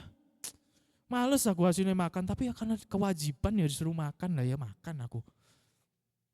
Adakah yang seperti itu ketika kalian makan? Enggak ya. Yesus berkata, makananku adalah melakukan kehendak Dia yang mengutus aku. Artinya pelayanan Yesus itu dinikmati. Pelayanan itu bisa dinikmati Bapak Ibu. Ya, seperti makan, kita dapat menikmatinya. Bahkan kita bisa mendambakan lapar akan kehendak Allah. Kalau rasanya Tuhan, apa yang harus aku lakukan Tuhan? Nyatakan kehendak-Mu Tuhan. Aku ingin rindu melayani-Mu. Tuhan, aku haus Tuhan. Apa Tuhan kehendak-Mu dalam kehidupanku? Bahkan seperti itu, seperti orang lapar. Ya. Bagaimana dengan kita sekarang? Bukankah sebaliknya?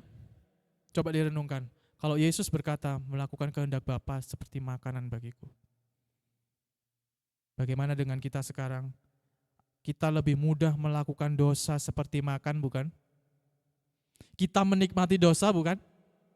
Kalau rasanya itu dosa ini nikmat sekali. Aduh, rasanya melakukan dosa aku kepingin lagi. Dan setelah dimakan terus, dinikmati. Kita kebalikannya, melakukan dosa seperti makan. Awalnya menikmati, enak, nambah lagi. Akhirnya dinikmati. Hidup di dalam dosa. Sampai kita harus menahan dan berpuasa berbuat dosa. Ada istilah seperti itu, kamu harus puasa berbuat seperti itu, kamu gak boleh itu, kamu harus berhenti, menahan diri. Karena apa? Kita berbuat dosa seperti kita makan. Sampai ada istilah, kamu harus berpuasa berbuat dosa. Ya, kita bandingkan itu ya. Jika kita mengerti mengenai berita Injil dan kasih karunia-Nya, bahwa ketika dunia dan segala isinya dijadikan, Allah menjadikan segala sesuatunya baik. Ya, kita kembali ya. Manusia hidup dalam kemuliaannya dan kehidupan manusia adalah kehidupan yang melayani Allah pada mulanya. Seperti makan, apapun yang dilakukan manusia sebelum kejatuhan dalam dosa pasti memuliakan Allah. Tidak ada perbuatan manusia saat itu yang untuk dirinya sendiri. Kenapa? Karena pernah kita sampaikan di sini, tidak ada kebutuhan dalam diri manusia, semuanya dari Allah sudah terpenuhi. Jadi apa yang dilakukan oleh manusia saat itu pada mulanya adalah semuanya memuliakan Allah, semuanya melayani Allah. Tidak bisa tidak, ini saya tulis di sini. Saat manusia pertama kali diciptakan, tidak bisa tidak, dia pasti akan melayani Allah dan memuliakan Allah. Segala yang dikerjakan ciptaan, termasuk manusia, adalah kehendak Allah dan memuliakan Allah. Kita tahu firman-Nya bahwa segala ciptaan itu mencerminkan kemuliaan Allah. Segala yang dilakukan oleh ciptaan itu memuliakan Allah pada mulanya. Dan ketika pemberontakan manusia, kejatuhan manusia ke dalam dosa, manusia terpisah dari Allah, bukan hanya terpisah tapi jadi seteru Allah dan jadi hamba dosa. Segala yang dilakukan manusia tidak lagi melayani Allah, tetapi melayani dosa dan kemuliaan bagi diri sendiri. Melalui penebusan Yesus Kristus di kayu salib, kita yang naturnya hamba dosa, yang naturnya melayani dosa, dan tidak dapat lagi melayani Allah. Bukan tidak bisa Bapak Ibu, tidak dapat sudah, tidak layak. Kita dilayakkan lagi untuk kembali pada natur kita yang semula. Seperti ketika dunia dijadikan. Apa itu? Melayani Allah. Jadi sebenarnya melayani itu, kehidupan melayani Allah itu adalah nature kita yang sebenarnya.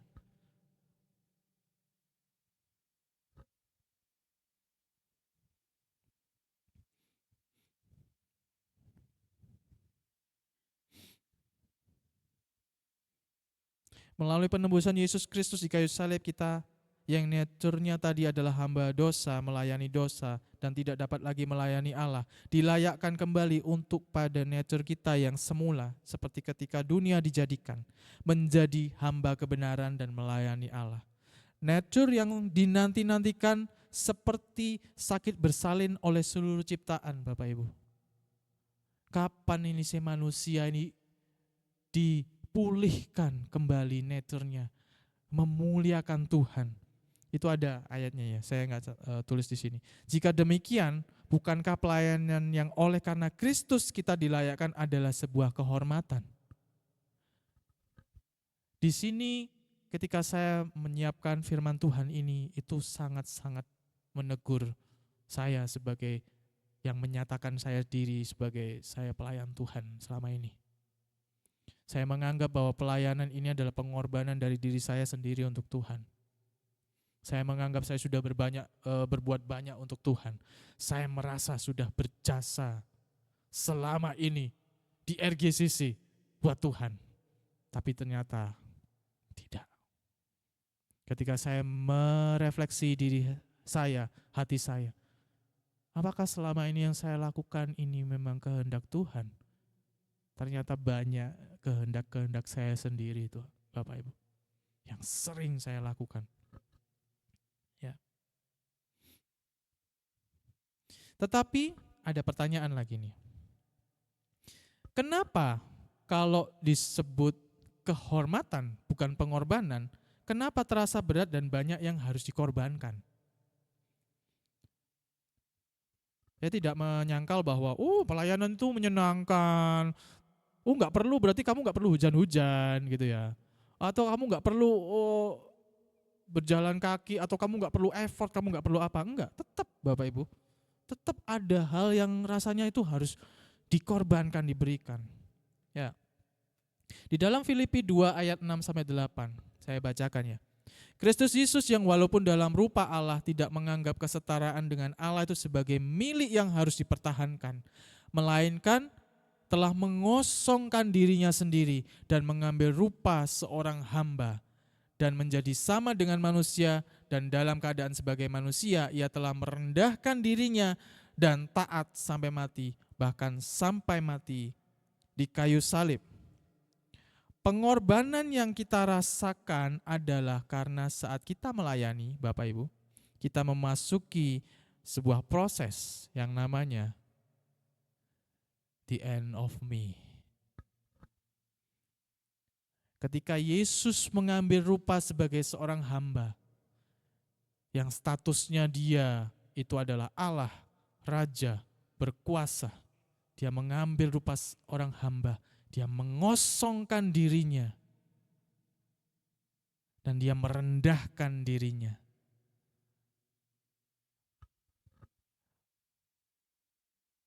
Seharusnya seperti itulah pelayanan itu. Kita memasuki proses the end of me. Selama ini ketika saya pelayanan, seringkali mengalami kekecewaan, seringkali harus dipaksa mengampuni dan menerima kelemahan orang lain. Seringkali dipaksa untuk merelakan sesuatu yang aku nggak salah tapi salahkan, ya wis lah. Aduh, ini harusnya pendapatku ini seperti ini tapi nggak didengar, ya wis lah. Oke, saya nggak mengerti bahwa saya memang seharusnya seperti itu. Ya. Proses mengakhiri keakuanku, menanggalkan manusia lama. Nah, ironisnya adalah banyak dari kita sangat bersuka cita ketika kita menerima keselamatan. Kalau di firman Tuhan, Injil adalah kabar baik bahwa setiap kita diselamatkan oleh pengorbanan Yesus Kristus. Amin. Semangat, sukacita. Yeay, kenapa? Kita diselamatkan. Kita orang-orang yang dibenarkan di dalam Yesus Kristus. Maka kita harus bersukacita. Yes, oke. Ya, tapi kita ketakutan dan menolak untuk kehilangan kehidupan kita yang lama. Kita semangat menerima keselamatan, tapi ketika dalam proses kamu disuruh menanggalkan kehidupan lamamu, masuk dalam area the end of me, kita menolak, kita ketakutan. Jadi pola pikir kita sekarang, ya tadi ya kembali bahwa pelayanan itu adalah kehormatan seharusnya bagi kita. Kenapa? Karena kita dikembalikan posisinya pada posisi semula. Yang dulu aku jadi setru Allah, bahkan melayani pun gak mungkin. Masa seorang lawan diambil untuk melayani kita? Itu kan tidak mungkin. Kita setru Allah, melayani Allah pun itu tidak mungkin. Tapi kita dikembalikan, kita dilayakkan. Ya, seharusnya itu jadi sebuah kehormatan bagi kita. Pola pikir kita bukan lagi ketika kita pelayanan, aku harus bayar harga. Ini dulu sering saya sampaikan sama teman-teman. Kamu kalau pelayanan, ya mau gak mau kamu harus bayar harga. Kamu sediakan waktu kamu sediakan tenaga kamu, pikiran kamu. Apapun itu, mungkin kalau perlu uang kamu harus bayar harga. Ya. Bukan lagi seperti itu Bapak Ibu. Bukan lagi ketika aku pelayanan harus bayar harga, tapi karena kalau misalnya pola pikirnya masih seperti itu, jika demikian kita dapat bermegah atas harga yang kita sudah berikan dong. Balik lagi ketika saya pelayanan, Tuhan, aku ini sudah tinggalkan keluargaku, aku masuk ke pelosok daerah berbulan-bulan Tuhan. Aku sudah bayar harga untuk kemuliaan nama-Mu. Aku sudah bayar harga untuk Injil diberitakan Tuhan. Maka kalau pola pikir kita seperti itu, maka ada dalam hati kita untuk, kalau aku udah bayar harga berarti aku berhak dong terima sesuatu dari harga yang sudah aku bayarkan. Pelayanan kita pasti bersifat transaksional akhirnya. Akhirnya kalau saya mau pelayanan, kalau saya butuh sesuatu, saya akan pelayanan supaya dapat sesuatu. Atau kalau saya pelayanan, pasti nanti saya akan dapat sesuatu. Dan itu seringkali kita minta. Kapan mintanya? Sudah pelayanan lama, kemudian mengalami sesuatu, diungkit-ungkit lagi. Bukankah aku ini sudah setia melayani-Mu Tuhan? Bukankah aku sudah memberikan seluruh hartaku untuk melayani? Tapi kenapa Tuhan? Wah, gitu ya. Gitu ya. Pelayanan kita akan bersifat transaksional. Karena aku sudah bayar harga, maka aku berhak mendapatkan sesuatu. Tetapi hal yang kita rasakan dan terasa berat, dan memang itu harus dilalui saat pelayanan, itu bukan bayar harga Bapak Ibu. Ya, itu karena itu tadi loh, kita harus menanggalkan manusia lama kita yang harus direlakan. Ini yang berat, ini yang ditakuti, ini yang banyak seringkali ditolak, ini yang seringkali kita anggap sebagai bayar harga, padahal bukan. Ketika kita terima kehormatan ini untuk kita melayani, Tuhan kasih kesempatan kita untuk kita melepaskan manusia lama kita diganti dengan manusia baru. Jadi adakah harga yang kita bayar dalam pelayanan kita? Sekali-kali tidak ada.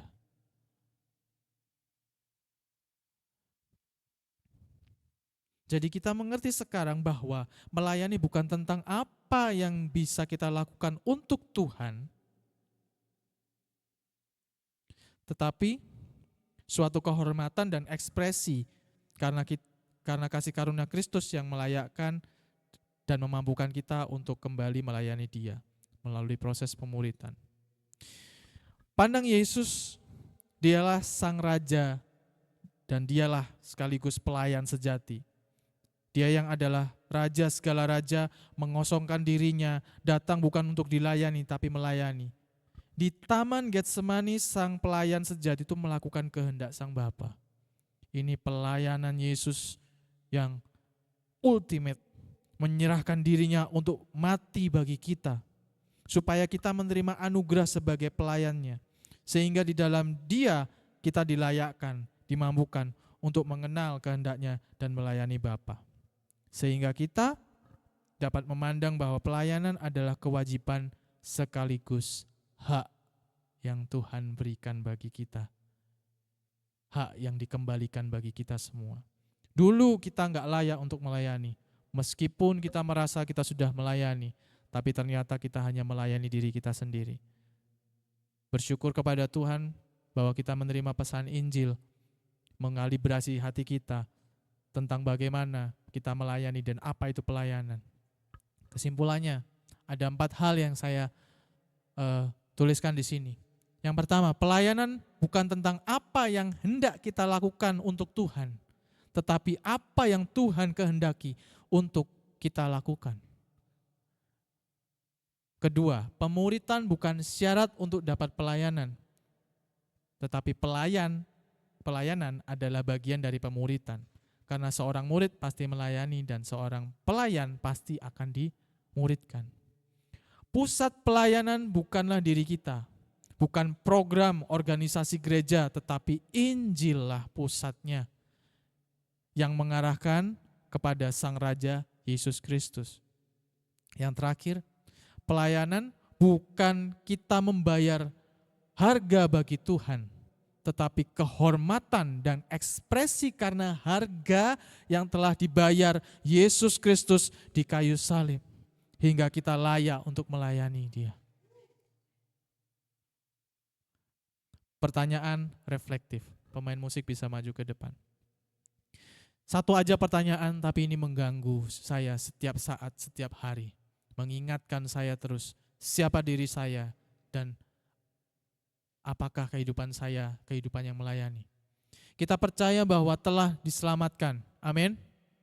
Dibebaskan dari perhambaan dosa, amin. Menjadi hamba kebenaran oleh karena Yesus Kristus, amin. Semuanya percaya? Percaya. Jika tidak untuk melayani Dia, untuk apa kita diselamatkan? Ini sebuah pertanyaan yang mengganggu saya setiap saat setelah saya menyiapkan ini.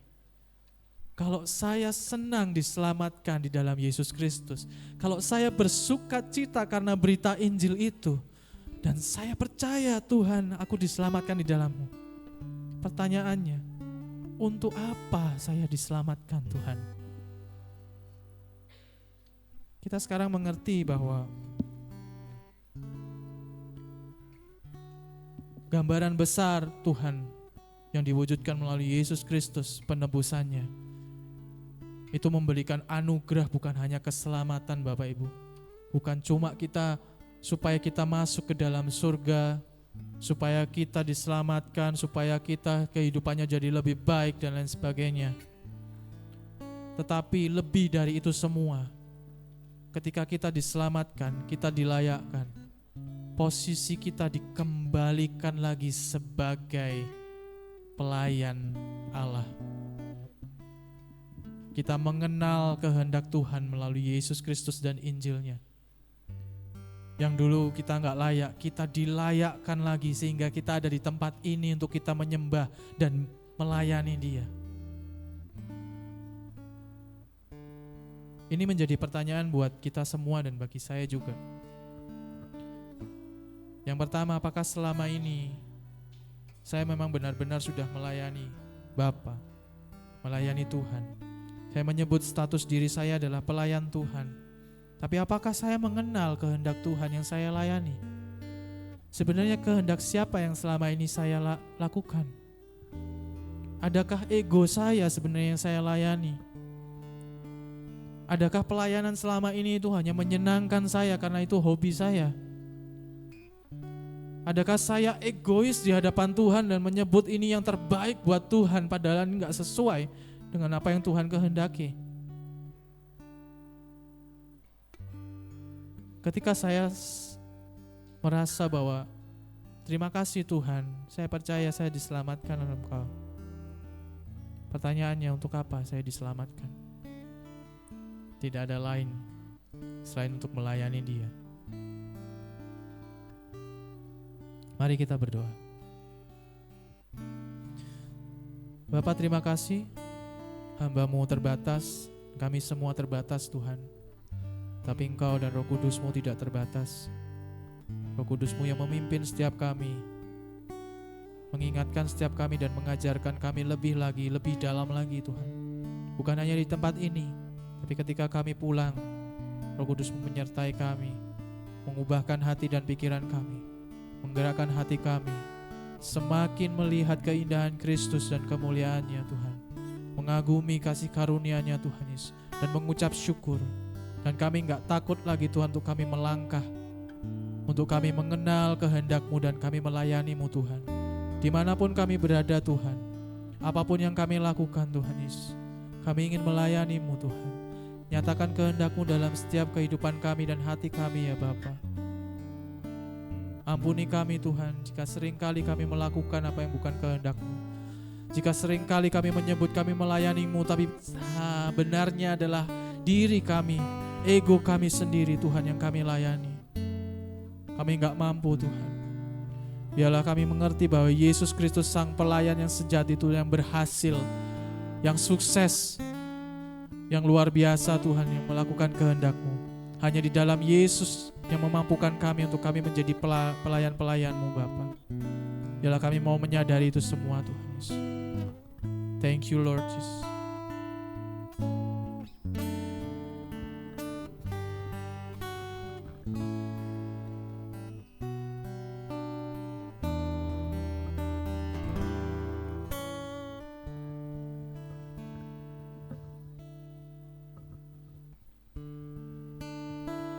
Mari jemaat Tuhan kita meresponi firman Tuhan. Mari kita teduhkan hati kita, ambil kesempatan untuk kita berdoa meresponi firman Tuhan.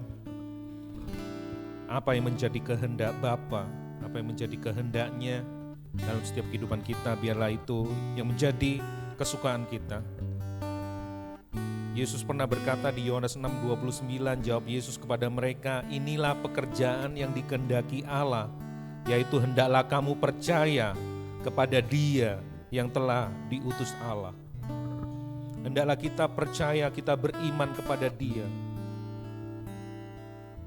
Dan perkataan itu bukan sesimpel itu, bukan sesederhana itu. Percaya itu membutuhkan anugerah. Itu yang disebut kehendak Allah, supaya kita percaya kepada Dia yang diutus Allah. Yang berikutnya adalah, dan inilah kehendak Dia yang telah mengutus aku, yaitu supaya dari semua yang telah diberikannya kepadaku, jangan ada yang hilang, tetapi supaya aku bangkitkan pada akhir zaman. Itu inti dari seluruh kehendak Allah, bahwa semua orang mendengar kabar baik itu. Dan kitalah adalah duta-duta kerajaan Allah, yang memberitakan kehendak Allah, betapa besar kasih Allah yang luar biasa itu. Dan itulah inti kehendak Allah, bahwa Dia yang diutus, Yesus Kristus, yang akan memperbaharui seluruh dunia ini, yang akan memperbaharui dunia ini menjadi baru seperti semula. Dan kita terlibat di dalamnya, dalam story, dalam ceritanya. Marilah kita menanggapinya. Marilah kita tidak bisa berdiam diri untuk tidak menyatakannya. Melalui gereja lokal di tempat ini, melalui profesi kita, kehidupan kita, dimanapun kita Tuhan tempatkan. Biarlah itu terdengar keras di kota ini, di kota Malang ini, melalui kehidupan kita. Dari tempat ini, dari gereja lokal ini, dari persekutuan orang-orang kudus di tempat ini, biarlah itu tersebar keluar. Dan biarlah mari jemaat Tuhan siap menerima berkat Tuhan ini. Mari kita bangkit berdiri bersama-sama dan mari kita serukan semua untuk kemuliaan Tuhan. Ya Tuhan, to our God be the glory, to our God be praised, He alone, the name above all name. I will boast ever only in the Lord my God, for I know His glory is my good. I will boast, be the glory to our God, be praised, He alone, the name above all names. I will boast ever only in the Lord my God, for I know His glory is my good. To our God be the glory, to our God be praised, He alone, the name above all names. I will boast ever only in the Lord my God, for I know His glory is my good.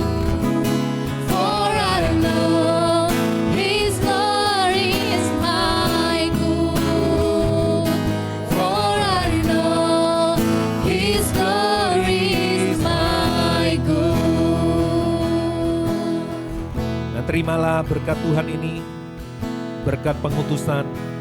Engkau diutus kembali ke dunia yang sudah jatuh untuk menyatakan kabar baik Injil kerajaan Allah di tengah-tengah kota ini, di tempat pekerjaanmu, di sekolahmu, di kampusmu, di pertemananmu, di komunitasmu, dimanapun engkau berada, nyatakan itu tanpa malu-malu.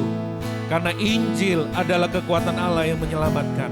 Injil adalah kekuatan Allah yang menyelamatkan bagi dunia ini. Beritakan kabar baik ini, hidupi kabar baik ini, dan layani Dia, layani kehendaknya yang menginginkan setiap orang yang percaya kepadanya selamat. Terima kasih Tuhan buat anugerah-Mu, dan kami terima berkat Tuhan ini di dalam nama Bapa, Tuhan Yesus, dan Roh Kudus menyertai kami mulai hari ini sampai kami nanti bersama-sama dengan Engkau di langit dan bumi yang baru. Itulah pengharapan kami. Kami bersuka cita Tuhan. Kami meluap dan ucapan syukur. Terpuji nama-Mu. Kami terima berkat Tuhan ini hanya di dalam nama Tuhan Yesus Kristus. Yang percaya bersama-sama katakan amin, amin, amin. Tuhan Yesus memberkati. Selamat hari Minggu. Ada beberapa pelayanan, Bapak. Ada beberapa tambahan informasi, Bapak Ibu Saudara. Ya, tanggal 8 Desember kita akan merayakan Natal, dan sekali lagi terbuka untuk Bapak Ibu Saudara terlibat. Ini bukan bayar harga, tapi sebagai ucapan syukur Bapak Ibu Saudara bisa menabur untuk pekerjaan Tuhan Natal yang kita akan adakan tanggal 8 Desember. Saudara bisa terlibat di dalamnya, bisa menabur di dalamnya, dan Bapak Ibu Saudara bisa ambil amplop di belakang, bisa secara online juga bisa secara cash langsung ya, bisa ambil amplop di belakang. Bapak Ibu Saudara bisa menabur dengan penuh sukacita. Itu saja, Tuhan Yesus memberkati. Yes.